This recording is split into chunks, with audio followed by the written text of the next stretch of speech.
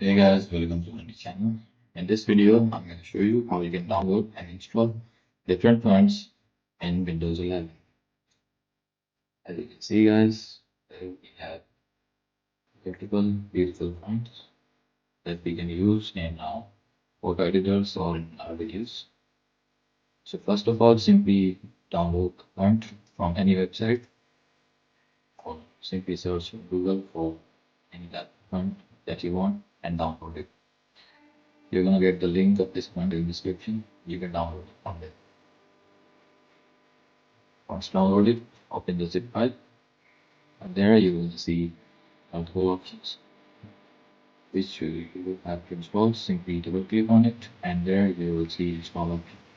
Simply click on install, and that's it, guys. Now this font is installed in our zip.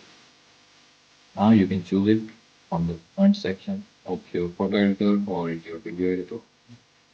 So, guys, that's all in this video. Make sure to sub the channel and leave a thumbs up. Bye for